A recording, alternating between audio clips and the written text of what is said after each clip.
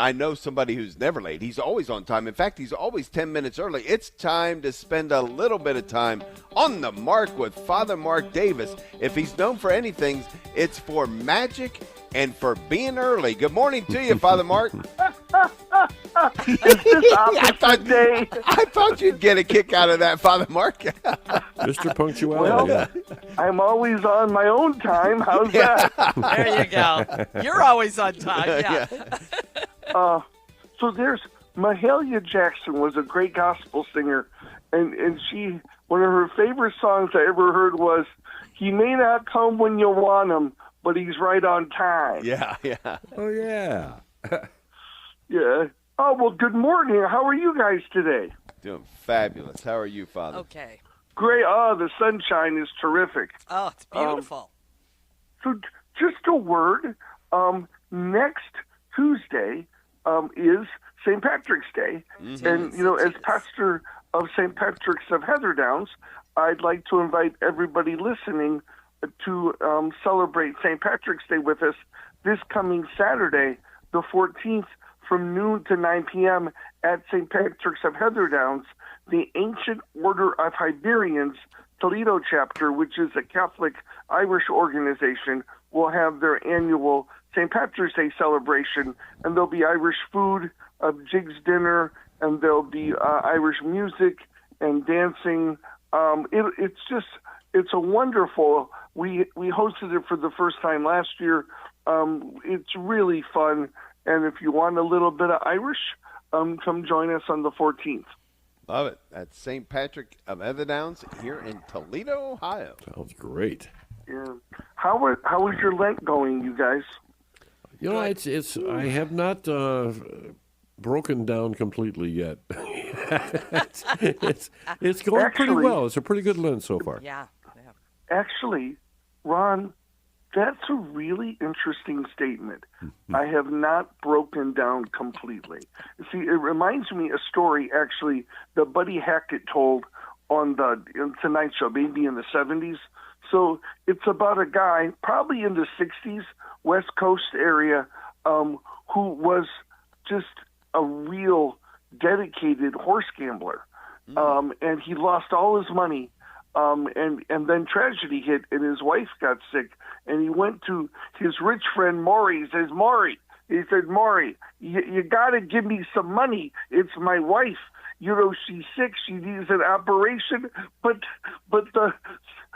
the doctor doesn't trust me. The doctor won't take my check. And the hospitals don't trust me. They won't let her in. I think she's going to die. I need you to give me some money. And Maury says, I'm not giving you any money. Because I know you. If I give you any money, I don't care what you say, if I give you any money, you're going to bet it on the horses. He says, no, I got money for the horses.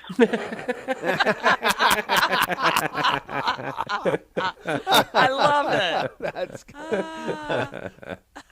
Can't you just see Buddy Hackett's face? Yeah. I got money for the horses. It sure can.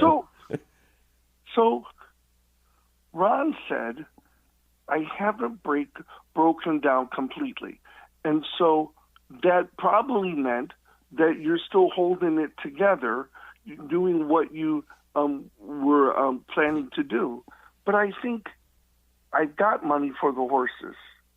See, I think it's possible that we can be doing all kinds of things for Lent, but still hanging on to those things closest to us that we don't want to let go of. See, it's possible, for example, I read an article recently, that you can do all kinds of self-care, and this is in a secular sense, but really never connect with God. And it might be possible, as we begin this Monday on the third complete week of Lent, it's possible that we're doing external things, but really not letting go. We're still having excuses of those things, those walls around our heart, keeping us from the living water that God wanted to give the woman at the well. The story of the woman at the well from John's Gospel that we had all across the world as Catholics yesterday is really interesting, because the more and more I listened to it, I realized here is God himself right in front of this woman, and there were all kinds of excuses or barriers to that. She was thinking, well, there's no way that God is going to want anything to do with me because of all the things that I've done. I'm a horrible, sinful person. God's not going to want anything to do with me. And even if there was reasons for those things, I'm such a horrible person. This is what I had to do in this life to survive. Well, this man shouldn't be talking to me because he's a Jew, and Jews never talk to women in public. Or that, oh, it's so hot. You don't even have a bucket. How can I even give you anything? If I give you from my bucket, you're a Jew. You can't eat and drink after a Samaritan. Well, you people, you worship on the mountain. You don't want anything to do with us. God doesn't want us. We worship on this. And it goes on and on and on. And then the disciples come and say, Jesus, haven't you eaten anything yet? And there was all these barriers between people and God. And Jesus is just saying, let down your guard and let me give you living water. And so I think the question it begs of us is, if the horse better, I have money for horses. What is it that we're holding on to? And as we go in to this week of Lent, what's wonderful is Jesus didn't care about any of those excuses. He just wanted to love her and to be able to bring down her walls so God could give her living water. That's what we want. We want this love, this spirit that we call God, no matter what's going on in the world, in our lives, no matter what we did yesterday, and no matter how our Lent has been so far, that God just says, let go, let the wall down, and let me in. So I think it's a good time for us to assess our Lenten practices and whether we've been hanging in there, and whether we've been doing them or not. Have they been effective? Has there been change? Are we not just restraining ourselves, but are we retraining ourselves to open up our hearts to the living water that God really wants to give us? Does that make any sense to you guys? I love it, yeah.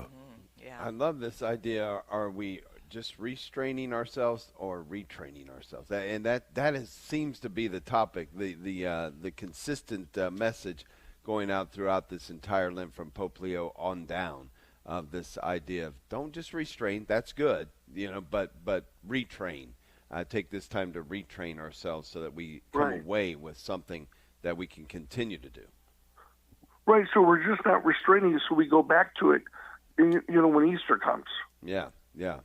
But of course, that's a very, very intelligent statement, Dave. So that obviously wasn't from me. Actually,